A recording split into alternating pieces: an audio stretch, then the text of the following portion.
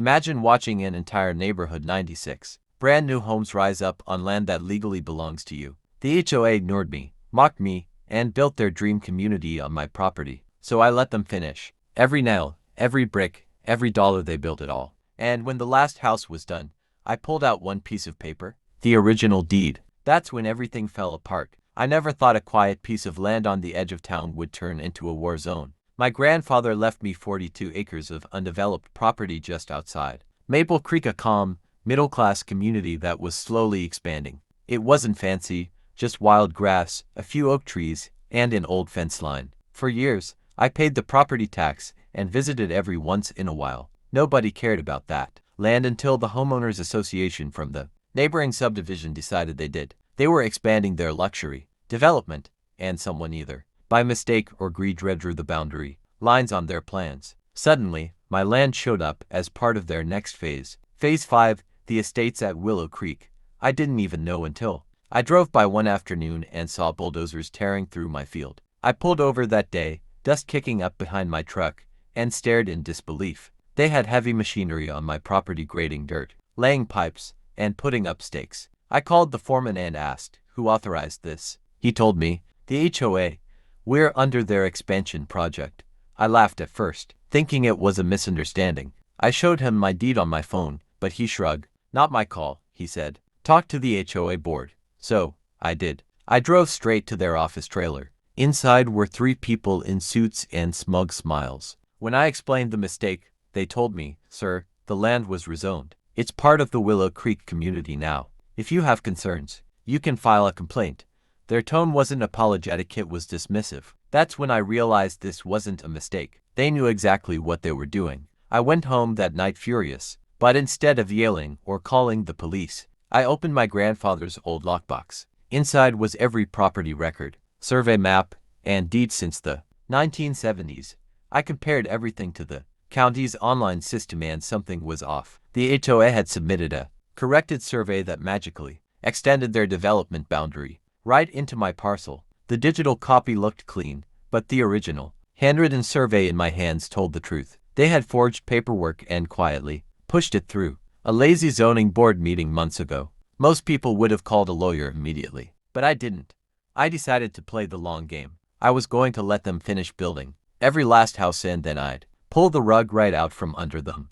Over the next 18 months, I kept quiet. I visited the site occasionally, pretending to be a curious onlooker. I watched them pour foundations, frame homes, pave streets, and even install streetlights. 96 homes, each one built on what they thought was theirs. Every time I passed by, I smiled. I knew that every nail they hammered, every dollar they spent, was going straight into my property. My friends told me I was crazy for not stopping them. They'll just bury you in legal fees, one said. You'll never win against an HOA, said another. But I knew something they didn't.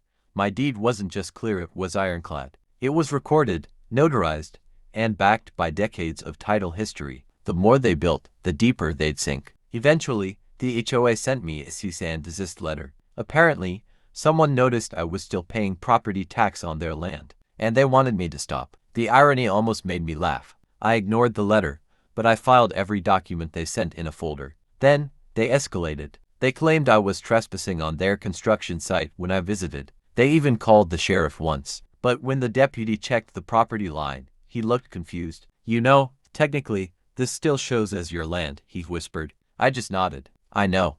The HOA's arrogance was unbelievable. They were building homes, selling lots, and collecting fees on something they didn't even legally own. I was just waiting for the right moment to strike. By the time they finished the last house, the development was beautiful tree-lined streets, manicured lawns, and families already moving in. I watched the grand opening ceremony from across the street. Balloons, music, speeches. It was their proudest day. The HOA president, a man named Thomas Vickers, stood on stage boasting, Willow Creek Estates represents the future of our community. He had no idea that future rested on my signature. That night, I took every document I had, deeds, surveys, tax receipts, and met with a real estate attorney named Jessica Grant. She reviewed everything for 3 hours before looking up and saying, "You're about to own a subdivision, Mr. Parker." I smiled. I already do. 2 weeks later, my attorney filed a quiet title action in county court. Essentially, it was a legal claim to confirm ownership and nullify any false filings.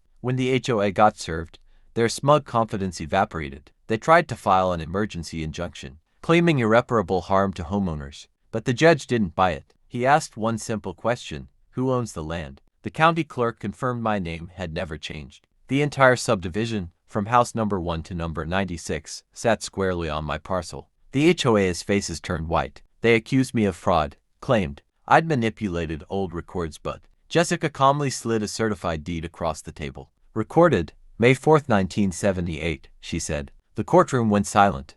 That day in court is burned into my memory. When the judge finally asked me to speak, I stood up and said, "Your Honor, I didn't stop them because I wanted the truth to be undeniable. 96 homes stand as proof that this HOA believed they were above the law. I let them build because I wanted every penny they spent to remind them of that arrogance."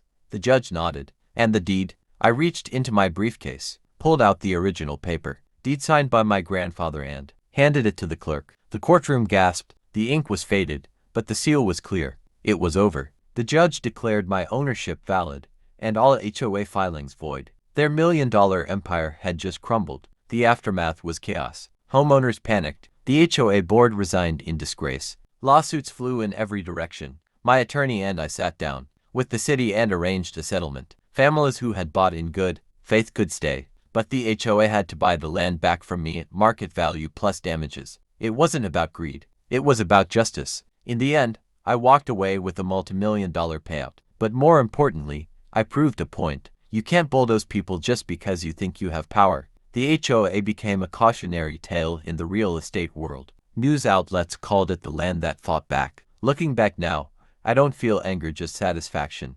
I learned that patience is the strongest weapon. The HOA thought they could bury me under paperwork and arrogance, but I buried them under truth. My grandfather always said, "Land doesn't move, it remembers who owns it."